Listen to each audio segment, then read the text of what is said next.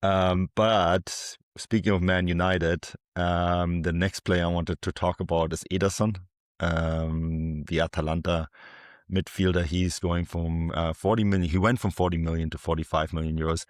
In our Transfermarkt rumor mill, there's an 80% possibility that he's joining Man United this summer. Indications are that that's where it's trending, and not at the World Cup for Brazil. Didn't make the squad. I always wonder why he's not a big part of the Seleção so far. I think he's only has 3 caps, and I don't know how that happens. They're playing a lot of like players from their home league in midfield, I think. But he's been so brilliant with Atalanta ever since he joined them. Like very physical, technically strong, and with a lot of dynamic, and he can score goals, and he can defend, and like a really brilliant number 8. Mm-hmm. Yeah, so the players that are in the vicinity of his position, not all the same. Fabinho, who plays in Saudi. Casemiro, who's soon going to play for Inter Miami. Bruno Gomes, who plays in Newcastle and Fairness, and Danilo plays for Botafogo, and Paqueta and Neymar, of course, attacking players, so they don't really count, but that's the squad. If only Brazil had an Italian manager who would take a look at these players in Italy. Yeah, that's actually kind of baffling. I don't think Ancelotti has been looking to Italy a lot the last couple of years. Yeah. I guess he's more Spanish these days, and then of course he's actually has his full-time home is not far from where I live in North Vancouver. So nice. Yeah, so I think he's maybe between living in Spain and salmon fishing in British Columbia. He doesn't have the time to watch Serie A. Because Man United certainly did, and what they saw impressed them. And I think this happens so often at Atalanta. They signed this guy from Salernitana, right, in 2022 for 23 million euros, which is actually a big fee at the time when you really think about it. I think it was he was only in Serie A for half a season at that point, and he made such a high impact for this just promoted club, if I remember correctly. Mm-hmm. Yeah. And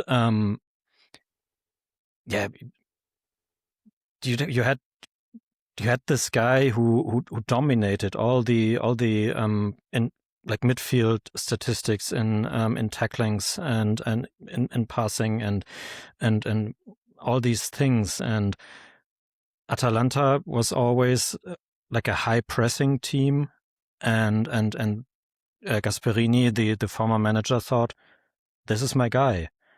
And he went from like this unknown player who goes to the promoted club in Salerno and becomes one of the highest rated midfielders in Serie A in just a year. And ever since he has been not always, but mostly brilliant. And when Atalanta won the Europa League, he was key.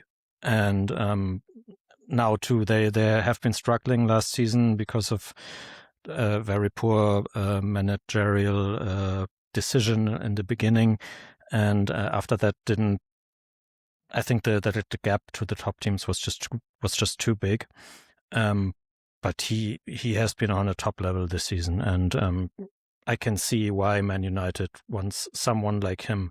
I don't think he's exactly the kind of player Casemiro is, but I see why they maybe want to have him since the other guy left. Yeah. And I mean, it looks like that's going to happen pretty soon. Reports have it that he's set to join Man United for a fee in the 40.5 million euro range with add-ons that will bring it to the 45 million euros that we currently have as his market value. So that is what looks like what it's going to take. yeah, it's going to be interesting to see whether he can fill. I mean, as you said, he's not the same player as Casemiro, but I think he's expected to fill that gap.